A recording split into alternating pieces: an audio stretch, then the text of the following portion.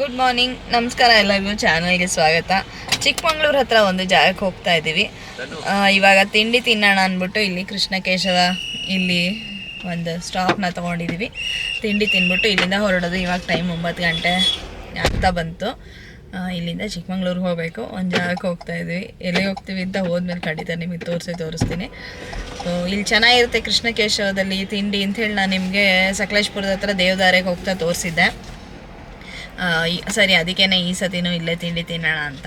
ನೀವೇನಾದರೂ ಹಾಸನ, ಸಕಲೇಶ್ಪುರ, ಕುಕ್ಕೆ ಸುಬ್ರಹ್ಮಣ್ಯ ಈ ಕಡೆಗೆಲ್ಲ ಅಥವಾ ಚಿಕ್ಕಮಂಗ್ಳೂರು ಕಡೆಗೆಲ್ಲ ಹೋಗ್ತಿದ್ರೆ ಸೊ ಆವಾಗ ನೀವು ಇಲ್ಲಿ ಒಂದು ಸ್ಟಾಪ್ ತಿಂಡಿಗೆ ತೊಗೋಬೋದು. ಬನ್ನಿ, ಏನೇನಿದೆ ನೋಡೋಣ. ತಿಂಡಿ ಏನೇನು ತೊಗೊಂಡ್ವಿ ಅಂತ ನಾನು ನಿಮಗೆ ಇಲ್ಲಿ ತೋರಿಸ್ತಾ ಇದ್ದೀನಿ. ಖಾರ ಬಾತ್ ಅಂತ ಅವ್ರು ಅಂದರು, ಆದರೆ ಇದು ಉಪ್ಪಿಟ್ಟು ಅಷ್ಟೇ, ಇದು ಖಾರ ಬಾತ್ ಅಲ್ಲ. ಆಮೇಲೆ ಇಡ್ಲಿ ವಡೆ, ಹಾಗೆಯೇ ಸೆಟ್ ದೋಸೆ ತೊಗೊಂಡಿದ್ವಿ. ಇಲ್ಲಿ ಎಲ್ಲ ತಿಂಡಿಗಳು ಚೆನ್ನಾಗೇ ಇರುತ್ತೆ. ನಾವು ಹಿಂದೆ ಕೂಡ ತೊಗೊಂಡಿದ್ವಿ, ಈ ಸತಿ ಕೂಡ ಹಾಗೆಯೇ ಅನ್ನಿಸ್ತು. ಸೆಟ್ ದೋಸೆನೂ ತುಂಬ ಚೆನ್ನಾಗಿರುತ್ತೆ. ಸೊ ಸೆಟ್ ದೋಸೆ ಆದರೆ 3 ಪೀಸ್ ಬರುತ್ತೆ, ಆರಾಮಾಗಿ ಹಂಚ್ಕೊಂಡು ತಿನ್ಬೋದು. ಹಾಗೆಯೇ ಇಡ್ಲಿ ವಡೆನೇ ಸಾಕಷ್ಟು ಇತ್ತಲ್ವ.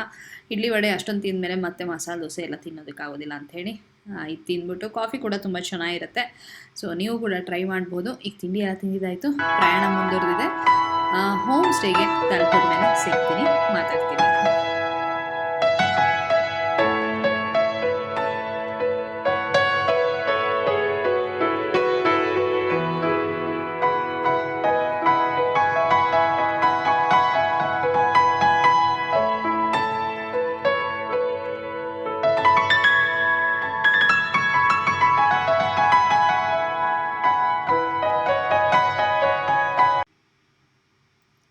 ಹೋಮ್ ಸ್ಟೇನ ತಲುಪಿದ್ದಾಯಿತು. ಅಷ್ಟೊತ್ತಿಗಾಗಲೇ ಮಧ್ಯಾಹ್ನದ ಊಟದ ಸಮಯ ಆಗಿತ್ತು.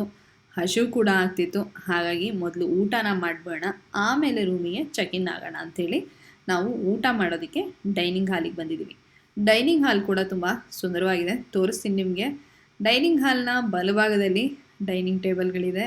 ಊಟಕ್ಕೆ ಕೂತ್ಕೊಳ್ಳೋದಕ್ಕೆ ಎಡಭಾಗದಲ್ಲಿ ಈ ರೀತಿಯಾಗಿ ಸೋಫಾ ಎಲ್ಲ ಇದೆ. ಇಲ್ಲಿ ಕೂತ್ಕೊಂಡು ಆಟಗಳನ್ನು ಆಡ್ಬೋದು. ಅಂದರೆ ಚುನಾವಣೆ ಇದೆ, ಹಾಗೆಯೇ ಚೆಸ್ ಇದೆ, ಹಾಗೆಯೇ ಒಂದು ಚಿಕ್ಕ ಪುಸ್ತಕದ ಸಂಗ್ರಹ ಕೂಡ ಇದೆ. ಪುಸ್ತಕಗಳನ್ನು ಕೂಡ ನೀವು ಓದ್ತಾ ಆರಾಮಾಗಿ ಅಲ್ಲಿ ಕಾಲನ ಕಳಿಬೋದು. ಊಟದ ತಟ್ಟೆ ಬಂದಿದೆ. ಚಪಾತಿ, 2 ಥರದ ಪಲ್ಯ, ಅನ್ನ, ಸಾರು, ಹಾಗೆಯೇ ಹುಳಿ ಇದೆಲ್ಲವೂ ಕೂಡ ಇತ್ತು. ಇಲ್ಲಿ ಅಡುಗೆ ಶುಚಿಯಾಗಿ ಏನೋ ಇತ್ತು, ಆದರೆ ವೆರೈಟಿ ಕಡಿಮೆ ಅಂತ ಹೇಳ್ಬೋದು. ಇನ್ನು ತರಾವರಿ ವೆರೈಟಿಗಳನ್ನು ಕೊಡೋದಕ್ಕೆ ಪ್ರಯತ್ನ ಪಡ್ಬೋದು. ವೆಕೇಷನ್ ಅಂತ ಹೋದಾಗ ಒಂದೊಳ್ಳೆ ಊಟನ ಎಲ್ಲರೂ ಎಕ್ಸ್ಪೆಕ್ಟ್ ಮಾಡ್ತೀವಿ.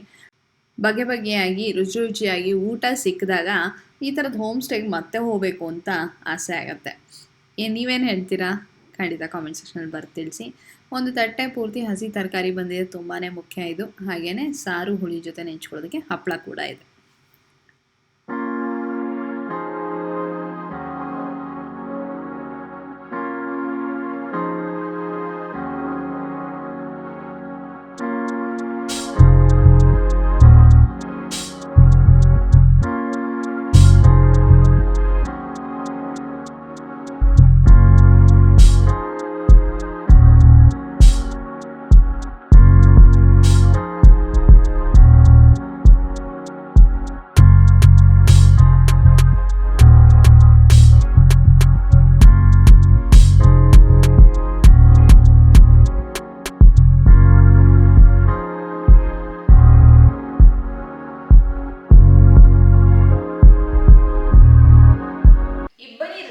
ಬಂದಿದ್ದಾಯಿತು, ಊಟ ಮಾಡಿದ್ವಿ. ಅದನ್ನ ಇವಾಗಲೇ ನೋಡಿದ್ದೀರಾ.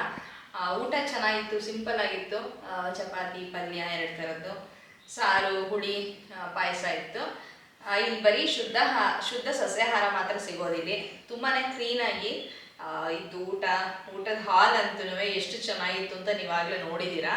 ಸೊ ಊಟ ಆದಮೇಲೆ ನಾವು ಚೆಕ್ ಇನ್ ಆಗಿ ರೂಮಿಗೆ ಬಂದ್ವಿ. ಸದ್ಯದಲ್ಲೇ ನೀವು ರೂಮ್ ಟೂರ್ ನೋಡ್ತೀರಾ. ಇಲ್ಲಿಂದ ಹಟ್ಕೊಂಡು ಹೋದ್ರೆ ಮೇಲ್ಗಡೆ ಅಡ್ಡ ಇದೆ. ಇಲ್ಲಿ ಕುತ್ಕೊಂಡು ಮಾತಾಡಿದ್ರೆ ಚೆನ್ನಾಗಿರುತ್ತೆ ಅಂತ ಅನ್ನಿಸ್ತು. ಸೊ ಹಾಗಾಗಿ ಇಲ್ಲಿ ಕುತ್ಕೊಂಡು ಮಾತಾಡ್ತಾ ಇದ್ದೆ. ರೂಮ್ ಅಂತೂ ತುಂಬ ಚೆನ್ನಾಗಿದೆ, ತುಂಬ ಸ್ಪೇಷಿಯಸ್ ಆಗಿದೆ. ಎಲ್ಲ ಥರದ ಫೆಸಿಲಿಟಿನೂ ಕೊಡೋದಕ್ಕೆ ಪ್ರಯತ್ನ ಪಟ್ಟಿದ್ದಾರೆ. ಆಮೇಲೆ ನನಗೆ ಈಗ ಒಂದು ಹಳೆಯ ಕಾಲದ ಆ ಒಂದು ಇದಿರುತ್ತಲ್ಲ, ಮರದ ಸಾಮಾನುಗಳು, ಇಂಟೀರಿಯರ್ಸು ಇರೋವಂಥ ಜಾಗಗಳು ನನಗೆ ತುಂಬ ಇಷ್ಟ. ಹಿಂದೆ ನನ್ನ ಚಾನಲ್ನಲ್ಲಿ ಯಾವೆಲ್ಲ ವೀಡಿಯೋಗಳು ನಿಮಗೆ ತೋರಿಸಿನೋ ಅದನ್ನೆಲ್ಲ ನೋಡಿದ್ರೆ ನಿಮಗೆ ಗೊತ್ತಿರುತ್ತೆ ನಮ್ಮ ಟೇಸ್ಟ್ ಯಾವ ಥರ ಅಂತ ಹೇಳಿ. ಆ ಪ್ರೈಸ್ ನಾನು ಇಲ್ಲಿ ಹೇಳೋದಕ್ಕೆ ಹೋಗೋದಿಲ್ಲ, ಯಾಕೆಂದರೆ ಐ ಥಿಂಕ್ ಅದು ವೇರಿ ಆಗ್ತಿರುತ್ತೆ ಅನಿಸುತ್ತೆ, ಯಾಕೆಂದರೆ ಸೀಸನಲ್ಲಿ ಒಂಥರ ಇರುತ್ತೆ, ಆಫ್ ಸೀಸನಲ್ಲಿ ಒಂಥರ ಇರುತ್ತೆ. ಆ್ಯಂಡ್ ಆಮೇಲೆ ಈಗ ಬರೋ ಜನಗಳ ಮೇಲೂ ಕೂಡ ಅವರು ಕೂಡ ಡಿಸ್ಕೌಂಟ್ ಕೊಡೋದು ಅವೆಲ್ಲ ನಡೆದೇ ಇರುತ್ತಲ್ಲ. ಹಾಗೆ ನಾನು ಪ್ರೈಸನ್ನು ಹೇಳಕ್ಕೆ ಹೋದಿಲ್ಲ, ಬಟ್ ಒಂದನ್ನು ಹೇಳೋಕ್ಕೆ ಇಷ್ಟಪಡ್ತೀನಿ, ತುಂಬ ರೀಸನಬಲ್ ಪ್ರೈಸಲ್ಲಿ ಇಷ್ಟು ಚೆನ್ನಾಗಿರೋ ಫೆಸಿಲಿಟಿ ಕೊಡ್ತಿದ್ದಾರೆ ಅಂದರೆ ನನಗಂತೂ ತುಂಬ ಖುಷಿಯಾಗೋಯಿತು. ನಾನು ಸಾಮಾನ್ಯವಾಗಿ ಏಕ್ದಮ್ ಯಾವುದೇ ಒಂದು ಊಟ ತಿಂಡಿ ಇರ್ಬೋದು, ಅಥವಾ ಜಾಗ ಇರ್ಬೋದು, ಅಥವಾ ಒಂದು ಬಟ್ಟೆ ಇರ್ಬೋದು, ಅಥವಾ ಒಂದು ಸಾಮಾನು ತೊಗೊಂಡಿದ್ದೀವಿ, ಎಲ್ಲದೂ ಕೂಡ ವಾವ್ ಇದು ಬೆಸ್ಟ್, ಇದು ಚೆನ್ನಾಗಿದೆ ತೊಗೊಳ್ಳಿ ಅಂತ ನಾನು ಯಾವತ್ತೂ ಹೇಳಿಲ್ಲ, ಹೇಳೋದು ಇಲ್ಲ. ನಿಮ್ಮಲ್ಲಿ ಸುಮಾರು ಜನಕ್ಕೆ ಗೊತ್ತಿರುತ್ತೆ ಈ ವಿಷಯ, ಮುಂಚೆ ಏನಾದ್ರು ನಾನು ನೋಡ್ಕೊಂಡು ಬರ್ತೀರಾ ಅಂದರೆ. ಆದರೆ ಇಲ್ಲಿಗೆ ಬಂದಮೇಲೆ ಪ್ರತಿಯೊಂದನ್ನು ನೋಡ್ತಿದ್ದಾಗ ಅಯ್ಯೋ ಎಷ್ಟು ಚೆನ್ನಾಗಿದೆಯಲ್ಲ, ಎಷ್ಟು ಚೆನ್ನಾಗಿ ಮಾಡಿದಾರಲ್ಲ, ಕ್ವಾಲಿಟಿ ಇರ್ಬೋದು ಅಥವಾ ಒಂದು ಶುಚಿತ್ವ ಅದನ್ನು ಕೂಡ ಎಷ್ಟು ಚೆನ್ನಾಗಿ ಮೇಂಟೈನ್ ಮಾಡಿದಾರಲ್ವ ಅಂತ ಅನ್ನಿಸ್ತಾಯಿತ್ತು. ಈಗ ನೀವು ರೂಮ್ ಟೂರ್ನ ಮಾಡ್ಕೊಂಡು ಬನ್ನಿ. ಈಗ ರೂಮ್ ಹೇಗಿದೆ ಅಂತ ನೋಡೇ ಬಿಡೋಣ ಬನ್ನಿ. ರೂಮಿಗೆ ಎಂಟ್ರ್ ಆಗೋದಕ್ಕೆ ಈ ರೀತಿ ಸ್ಟೆಪ್ಸ್ ಇತ್ತು. ಈ ರೀತಿ ಹತ್ಕೊಂಡು ಬಂದ ಮೇಲೆ ಮೇಲ್ಗಡೆ ಒಂದು ಚಿಕ್ಕ ಬಾಲ್ಕನಿ ಥರ ಅಥವಾ ಒಂದು ಲ್ಯಾಂಡಿಂಗ್ ಅಂತ ಹೇಳ್ಬೋದು, ಅಲ್ಲಿ ನಿಂತ್ಕೊಂಡ್ರೆ ಒಂದು ಸುಂದರವಾದ ದೃಶ್ಯ ಕಾಣಿಸ್ತಿತ್ತು. ಏನದು, ಗಿಡ ಮರಗಳು, ಹಾಗೆಯೇ ಕಾಫಿ ತೋಟ, ಹಾಗೆಯೇ ಬಿಸಿ ನೀರು ಕಾಯೋದಕ್ಕೆ ಒಲೆ ಉರಿ ಹಾಕಿ ಮೇಲ್ಗಡೆಯಿಂದ ಹೊಗೆ ಹೋಗ್ತಿರೋಂಥ ಸುಂದರವಾದ ದೃಶ್ಯ ಅಂತ ಹೇಳ್ಬೋದು. ಈಗ ಇದು ಮೇಯ್ನ್ ಡೋರ್, ಇದು ಇಲ್ಲಿಂದ ನಮ್ಮ ರೂಮಿಗೆ ಎಂಟ್ರ್ ಆಗಬೇಕು. ಹ್ಯಾಂಡಲ್ ಕೂಡ ಎಷ್ಟು ಚೆನ್ನಾಗಿದೆ ಅಲ್ವಾ. ಈಗ ಒಳಗೆ ಹೋದ ತಕ್ಷಣ ಏನೆಲ್ಲ ಇದೆ ನೋಡೋಣ ಬನ್ನಿ. ಎಂಟ್ರ್ ಆಗ್ತಿದ್ದ ಹಾಗೇ ಎಡಗಡೆ ಈ ರೀತಿಯಾಗಿ ಅಟ್ಟಕ್ಕೆ ಹೋಗೋದಕ್ಕೆ ಮೆಟ್ಟಿಲುಗಳಿದೆ. ಮೇಲ್ಗಡೆ ಹೋದರೆ ಅಲ್ಲೂ ಕೂಡ ಒಂದು 3 ರಿಂದ 4 ಜನ ಆರಾಮಾಗಿ ಮಲ್ಕೊಳ್ಳೋದಕ್ಕೆ ಜಾಗ ಇದೆ, ಹಾಸಿಗೆ ಕೂಡ ಇತ್ತು. ಹಾಗೆಯೇ ಇಲ್ಲೊಂದು ಡ್ರೆಸ್ಸಿಂಗ್ ಟೇಬಲ್ ಇದೆ.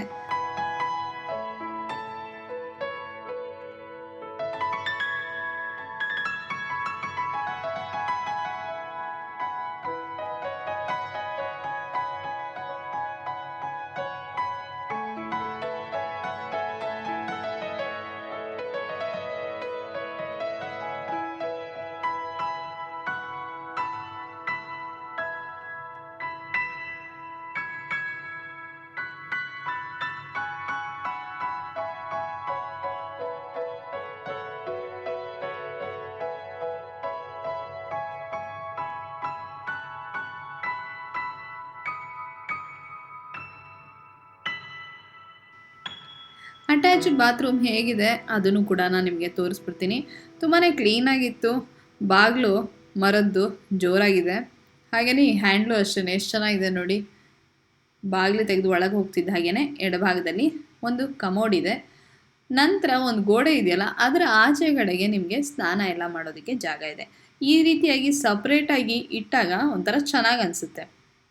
ಇಲ್ಲಿ ಹ್ಯಾಂಡ್ ಶವರ್ ಇತ್ತು, ಬಿಸಿನೀರಂತೂ ತುಂಬ ಚೆನ್ನಾಗಿ ಬರ್ತಿತ್ತು. ಹಾಗೆಯೇ ಇಲ್ಲೊಂದು ಕನ್ನಡಿ ಮತ್ತು ವಾಶ್ ಬೇಸಿನು ಎಲ್ಲವೂ ಕೂಡ ಇದೆ.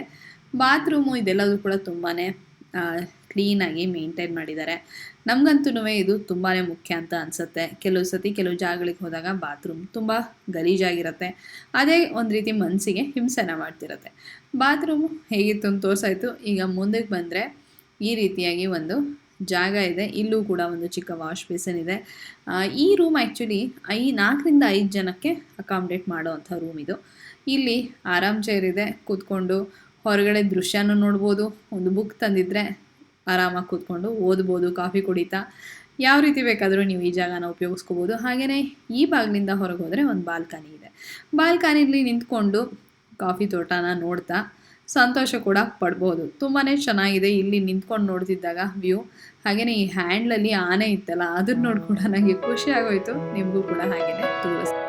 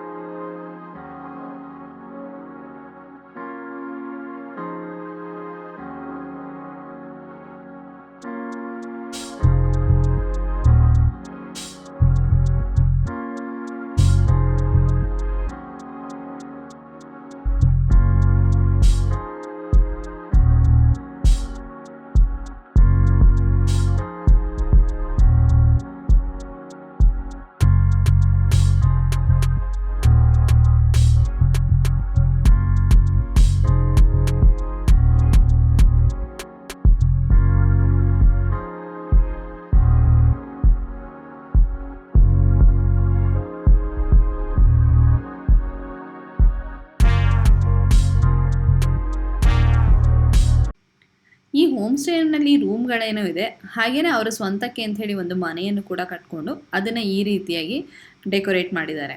ಇಲ್ಲಿ ಮರದ ಸಾಮಾನುಗಳಿರ್ಬೋದು, ಕುರ್ಚಿ, ಫರ್ನಿಚರ್ಗಳೆಲ್ಲ ಥರದ್ದು ಇರ್ಬೋದು. ಹಾಗೆಯೇ ಹಿತ್ತಾಳೆ ಸಾಮಾನುಗಳು ಕೂಡ ಅಡುಗೆ ಮನೆಯಿಂದ ಹಿಡಿದು ಶೋ ಪೀಸ್ ಆಗಿ ಬಳಸುವಂಥದ್ದು, ದೇವರ ವಿಗ್ರಹಗಳು ಎಲ್ಲವೂ ಕೂಡ ಸಾಕಷ್ಟು ಕಲೆಕ್ಷನ್ ಇಲ್ಲಿತ್ತು.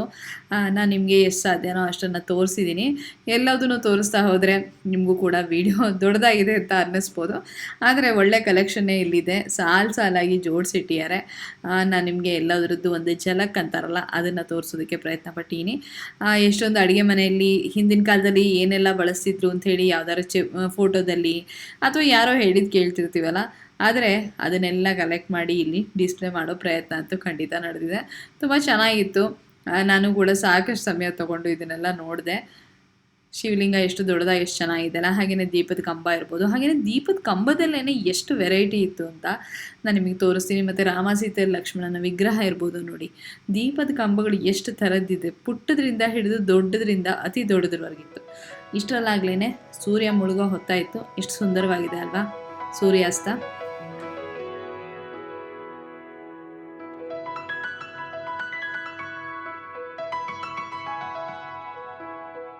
Good morning. ಬೆಳಗ್ಗೆ ಆಗಿದೆ. ನಿನ್ನೆ ಸಂಜೆ ಸ್ವಲ್ಪ ಹೊತ್ತು ವ್ಲಾಗ್ ಮಾಡಿದೆ, ಅದಾದಮೇಲೆ ಏನೂ ವ್ಲಾಗ್ ಮಾಡೋಕ್ಕಾಗಲಿಲ್ಲ. ಕತ್ಲು ಆಯಿತು. ಆಮೇಲೆ ರಾತ್ರಿ ಊಟ ಮಾಡಿದ್ವಿ.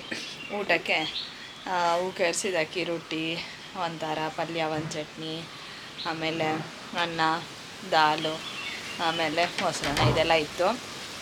ಊಟ ಮಾಡಿಬಿಟ್ಟು ಮಲ್ಕೊಂಡಿದ್ದಷ್ಟೇ ಸಂಜೆ ಇಲ್ಲೇ ಓಡಾಡ್ಕೊಂಡು ನಾನು ಮನೆ ತೋರಿಸಿದ್ನಲ್ಲ, ಮನೆ ಎಲ್ಲ ತೋರಿಸಾದ್ಮೇಲೆ ಸುಮ್ಮನೆ ಇಲ್ಲೇ ಎಲ್ಲ ಓಡಾಡ್ಕೊಂಡು ವಾಕ್ ಮಾಡಿಕೊಂಡು ಸ್ವಲ್ಪ ಹೊತ್ತು ಟೈಮ್ ಸ್ಪೆಂಡ್ ಮಾಡಿ ಆಮೇಲೆ ಅಲ್ಲಿ ಹೋಗಿ ಆ ಡೈನಿಂಗ್ ಹಾಲ್ ಏನಿದೆಯಲ್ಲ ಅಲ್ಲಿ ಕೂತ್ಕೊಂಡು ಬುಕ್ಸ್ ಎಲ್ಲ ಏನೇನೋ ಇತ್ತು, ಬುಕ್ಸ್ ನೋಡ್ತಾ ಆಟ ಆಡ್ತಾ ಸ್ವಲ್ಪ ಹೊತ್ತು ಕೂತಿದ್ವಿ. ಸೊ ಅದಾದಮೇಲೆ ಊಟ ಮಾಡಿ ಮಲ್ಕೊಂಡಿದ್ದಷ್ಟೇ. ಇವಾಗ ಬೆಳಗ್ಗೆ ಎದ್ದು ರೆಡಿಯಾಗಿ ಸೀರೆ ಉಟ್ಕೊಂಡಿದ್ದೀನಿ. ಎಲ್ಲಿಗೆ ಹೋಗ್ತಾಯಿದ್ದೀನಿ ಅಂದರೆ ತರೀಕೆರೆಗೆ ಹೋಗ್ತಾಯಿದ್ದೀನಿ. ಅಲ್ಲೊಂದು ಸುಬ್ರಹ್ಮಣ್ಯೇಶ್ವರ ದೇವಸ್ಥಾನ ಇದೆ, ಅದು ದರ್ಶನ ಮಾಡ್ಕೊಂಬರೋಣ ಅಂತ ಹೋಗ್ತಾಯಿದ್ವಿ. ಲಾಸ್ಟ್ ಟೈಮ್ ನಾನು ಚಿಕ್ಕಮಂಗ್ಳೂರಿಗೆ ಬಂದಾಗ ಸುತ್ತಮುತ್ತ ಎಷ್ಟೊಂದು ಜಾಗಗಳು ನೋಡಿದ್ದೀನಿ. ಹಾಗಾಗಿ ಬೆಳಗ್ಗೆ ಅಲ್ಲಿಗೆ ಹೋಗ್ಬಿಟ್ಟು ವಾಪಸ್ ಬಂದು ಇಲ್ಲೇ ಹತ್ತಿರದಲ್ಲಿರೋ ಒಂದೆರಡು ಜಾಗನ ನೋಡೋ ಪ್ಲ್ಯಾನ್ಸ್ ಇದೆ ಅಷ್ಟೇ. ಇವಾಗಂತೂ ದೇವಸ್ಥಾನಕ್ಕೆ ಹೋಗಿ ದೇವ್ರ ದರ್ಶನ ಮಾಡಿಕೊಂಡು, ಹಾಗೆ ಆದರೆ ಅಮೃತಾಪುರ ಇದೆಯಲ್ಲ ತರೀಕೆರೆ ಹತ್ತಿರನೇ ಅಮೃತೇಶ್ವರ, ಅಲ್ಲಿಗೆ ಹೋಗಿ ನೋಡ್ಕೊಂಡು ಬರಬೇಕು ಅಂತಲೂ ಇದೆ. ಸೊ ನೋಡೋಣ ಏನೇನಾಗುತ್ತೆ ಅಂಥೇಳಿ. ಬಟ್ ಇವಾಗಂತೂ ತಿಂಡಿ ತಿಂದ್ಬಿಟ್ಟು ಸೀದಾ ತರೀಕೆರೆಗೆ ಹೋಗೋದು. ತರೀಕೆರೆ ಹತ್ತಿರ ಇಲ್ಲಿಂದ ಮೇ ಬಿ 1.5 hour ಜರ್ನಿ ಆಗುತ್ತೆ ಅಂತ ಅಂದ್ಕೊಳ್ತೀನಿ. ಇದು ಈ ಹೋಮ್ ಸ್ಟೇ ಸ್ವಲ್ಪ ಮುಳ್ಳಯ್ಯನಗಿರಿಗೆ ಹೋಗ್ತೀವಲ್ಲ ಅಲ್ಲಿ ಹೋಗೋ ದಾರಿಲಿ ಇನ್ನೂ ಮುಂದೆ ಬಂದರೆ ಈ ಹೋಮ್ ಸ್ಟೇಗೆ ಬರ್ತೀವಿ. ಸ್ವಲ್ಪ ಎಲಿವೇಟೆಡ್ ಜಾಗದಲ್ಲಿ ಇರೋದ್ರಿಂದ ವೆದರ್ ಅಂತೂ ತುಂಬ ಚೆನ್ನಾಗಿದೆ, ತಣ್ಣಗಿದೆ, ಚಳಿಯಾಗೂ ಇದೆ. ಇವಾಗಂತೂ ಅಫ್ಕೋರ್ಸ್ ಬೆಂಗಳೂರಲ್ಲೂ ಚಳಿನೂ ನಡೀತಿದೆ, ಆದರೆ ಇಲ್ಲಂತೂ ಇನ್ನೂ ಚಳಿ ಅಂತ ಅನಿಸುತ್ತೆ. ಚೆನ್ನಾಗಿದೆ ಇಲ್ಲಿ. ಸೊ ಇವಾಗ ತಿಂಡಿ ತಿಂದು ಹೊರಡೋ ಕೆಲಸ. ಸೊ ಅಷ್ಟರಲ್ಲೇ ನಿಮಗೆ ಸೀರೆ ತೋರಿಸ್ಬೇಡ ಅಂತೇಳಿ ಇದು ಸೀರೆ, ಇದು ಸಿಕ್ಕಾಬಳೆ ಗಾಳಿ ಬರ್ತಿದೆ, ಕ್ಯಾಮ್ರಾ ಇಟ್ಟು ಭಯ ಆಗ್ತಾ ಇದೆ, ಕಾಣಿಸ್ತು ಅಂತ ಅಂದ್ಕೊಳ್ತೀನಿ.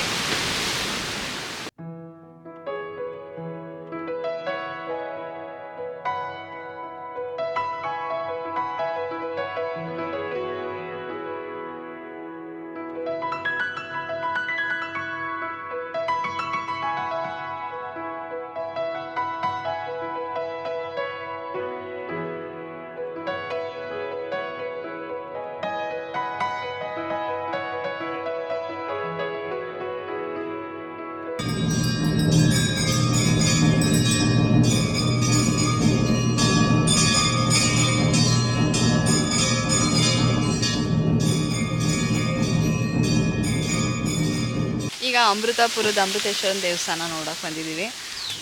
ನಾನು ಬಂದು ಸುಮಾರು ವರ್ಷ ಆಗಿತ್ತು, ಹೊಯ್ಸಳರ ಕಾಲದ್ದು ಅಂತ ಅಂದ್ಕೊಳ್ತೀನಿ. ನನಗೂ ಮರೆತು ಹೋಗಿದೆ, ಒಳಗೆ ಹೋಗಿ ಅಲ್ಲಿ ಓದಿದ್ರೆ ಗೊತ್ತಾಗುತ್ತೆ ಏನು ಎತ್ತ ಅಂಥೇಳಿ. ಹೋಗಿ ದೇವಸ್ಥಾನ ನೋಡಿ ನೋಡೋಣ. ತೋರ್ಸೋಕ್ಕೆ ಕ್ಯಾಮ್ರಾ ಯೂಸ್ ಮಾಡ್ಬೋದು ಅಂದರೆ ಖಂಡಿತ ನಿಮಗೆ ತೋರಿಸ್ತೀನಿ, ಇಲ್ದಿದ್ರೆ ಇವಾಗ ಹೊರಗಿಂದ ತೋರಿಸ್ತೀನಿ ನೋಡಿ.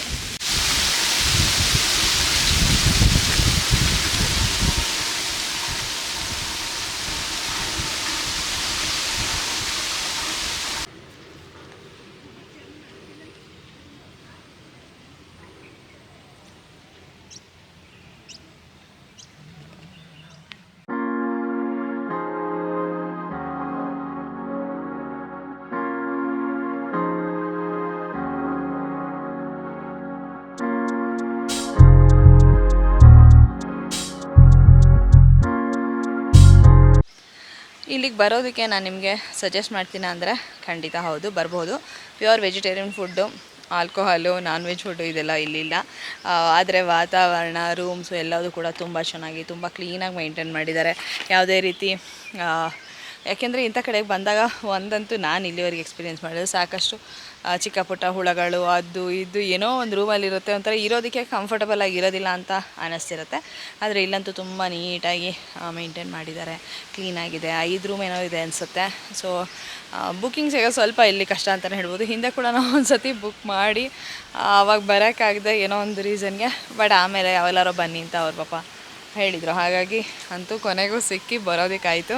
ಜೊತೆಗೆ ಇನ್ನೂ ಒಂದು 2-3 ಕೆಲಸಗಳು ಇತ್ತಲ್ಲ, ಹಾಗಾಗಿ ಆವತ್ತಿಂದ ಇವತ್ತಿನವರೆಗೂ ಟೈಮ್ ತೊಗೊಂಡು ಇಲ್ಲಿಗೆ ಬರೋದಕ್ಕೆ. ಬಟ್ ಇಲ್ಲಿ ತುಂಬ ಚೆನ್ನಾಗಿದೆ ವಾತಾವರಣ. ಮುಳ್ಳಯ್ಯನಗಿರಿ ಏನಿದೆಯಲ್ಲ ಅಲ್ಲಿಂದ ಇನ್ನೂ ಸ್ವಲ್ಪ ಮುಂದಕ್ಕೆ ಬರಬೇಕಾಗತ್ತೆ. ಬಂದು ಇಲ್ಲಿದ್ದು ಖಂಡಿತ ಎಂಜಾಯ್ ಮಾಡೋದು. ಫುಡ್ ಇನ್ನೂ ಕೂಡ ಅವ್ರು ಚೆನ್ನಾಗಿ ಇಂಪ್ರೂವ್ ಮಾಡ್ಕೋಬೋದು. ಅಂದರೆ ಅವ್ರದ್ದು ಒಂದು ಸ್ವಲ್ಪ ಬೇಸಿಕ್ಸು ಅಂತಾರಲ್ಲ ಆ ಥರನೇ ಅವರು ಇವಾಗ ಕೊಡ್ತಾ ಇರೋದು. ಇನ್ನೂ ಒಂದು ಸ್ವಲ್ಪ ಇನ್ನೋವೇಟಿವ್ ಆಗಿ ಇನ್ನೂ ಚೆನ್ನಾಗಿ ಟ್ರೈ ಮಾಡ್ಬೋದು. ಮಾಡಿದ್ರೆ ಚೆನ್ನಾಗಿರುತ್ತೆ ಅಂತ ನನಗೆ ಅನಿಸುತ್ತೆ. ಸ್ವಲ್ಪ ರಾತ್ರಿ ಊಟದಲ್ಲಿ ಏನೂ ಇರಲಿಲ್ಲ ಅಂತಲೇ ಹೇಳ್ಬೋದು. ಅಂದರೆ ಚಪಾತಿ, ಒಂದೇನೋ ಆಲೂಗೆಡ್ಡೆ ಬಟಾಣಿ ಹಾಕೋದೇನೋ ಒಂಥರ. ನಂಗೆ ಆಲೂಗೆಡ್ಡೆ ಅಂದ ತಕ್ಷಣ ಫಸ್ಟು ನಮ್ಮ ಉತ್ಸಾಹ ಎಲ್ಲ ಇಳಿದೋಗ್ಬಿಡುತ್ತೆ. ಆಲೂಗೆಡ್ಡೆ ನೋಡಿದ ತಕ್ಷಣ ಏನೂ ಗತಿ ಇಲ್ಲಾಂದರೆ ಆಲೂಗೆಡ್ಡೆ ತಿನ್ನೋದು ಅನ್ನೋ ಥರ. ಹಾಗಾಗಿ ನಮ್ಮಗಳಿಗೆ ಆಲೂಗೆಡ್ಡೆ ಬಟಾಣಿ, ಆಮೇಲೆ ಕಿಚಡಿ, ಆ್ಯಕ್ಚುಲಿ ದಾಲ್ ಒಂದು ಚೆನ್ನಾಗಿತ್ತು ನೆನ್ನೆ ರಾತ್ರಿ. ಕಿಚಡಿ ಅಂತೂ ಅದೆಲ್ಲ ಒಂಥರ ಈ ಹುಷಾರಿಲ್ದಿದ್ದಾಗ ತಿಂದಂಗೆ ಇತ್ತು. ಅದೆಲ್ಲ ಸ್ವಲ್ಪ ಇಂಪ್ರೂವ್ ಮಾಡ್ಕೋಬೇಕು ಇವರು ಫುಡ್ಡು. ಮಧ್ಯಾಹ್ನ ಓಕೆ ಆಗಿತ್ತು, ಸಾರು ಹುಳಿ ಎಲ್ಲ. ಬಟ್ ರಾತ್ರಿ ಹೊತ್ತಂತೂ ತುಂಬಾ ಇನ್ನೂ ಚೆನ್ನಾಗಿ ಮಾಡ್ಬೋದು ವೆರೈಟೀಸ್ ಎಲ್ಲ. ಫುಡ್ಡು ಅಂದ ತಕ್ಷಣ ನಂಗೆ ತುಂಬ ಇಷ್ಟ ಆಗೋದು, ನೆನಪಿಗೆ ಬರೋದು ತೋಟದಹಳ್ಳಿ ಇರ್ಬೋದು, ಅಥವಾ ಬಾಣಂಕಿ ಹೋಗಿದ್ದೆ, ಅಲ್ಲೂ ಕೂಡ ಅಷ್ಟೇ ತುಂಬಾ ಚೆನ್ನಾಗಿತ್ತು 2 ಪ್ಲೇಸು. ಸೊ ಇಲ್ಲಿನೂ ಫುಡ್ಡು ಇನ್ನೂ ವೆರೈಟಿ ಕೊಡೋದು, ಇನ್ನೂ ಚೆನ್ನಾಗಿ ಎಷ್ಟು ಥರ ತರಕಾರಿ ಎಷ್ಟಿದಲ್ವಾ. ನೆನ್ನೆ ಬೆಳಗ್ಗೆ ಅಷ್ಟೇ ತಿಂಡಿಗೆ ನೀರು ದೋಸೆಗೆ ಬರೀ ಒಂದು ಚಟ್ನಿ ಮತ್ತು ಇದ್ರದ್ದು ಏನಂತಾರೆ ಕಾಯಿ ಬೆಲ್ಲ ಮಾಡ್ತಾರಲ್ಲ ಅದನ್ನು ಮಾಡಿದರು. ಅದಕ್ಕೊಂದು ಸಾಗುನೋ ಇನ್ನೂ ಏನಾರು ಚೂರು ವೆರೈಟಿ ಕೊಟ್ಟಿದ್ರೆ ಇನ್ನೂ ಚೆನ್ನಾಗಿರ್ತಿತ್ತು ಅಂತ ನನಗೆ ಅನ್ನಿಸ್ತು. ಯಾಕೆಂದರೆ ನೀರು ದೋಸೆಲ್ಲಂತೂ ಏನು ಅಂದರೆ ಏನು ಪೌಷ್ಟಿಕಾಂಶ ಇರೋದೇ ಇಲ್ಲ. ಅದರಲ್ಲಿ ಸ್ವಲ್ಪ ಸಾಗು ಕೊಟ್ಟರೆ ಜೊತೆಗೆ ಚೆನ್ನಾಗಿರುತ್ತೆ ಅಂತ ಅನ್ನಿಸ್ತಾಯಿತ್ತು ನನಗೆ. ಸೊ ನೆನ್ನೆ ಬೆಳಗ್ಗೆ ತಿಂಡಿ ತಿಂದಿದ್ದು ಒಂಥರ ತುಂಬ ಕಾಯಿ ತಿಂದರೂ ಕೂಡ ಒಂಥರ ಅನಿಸುತ್ತೆ.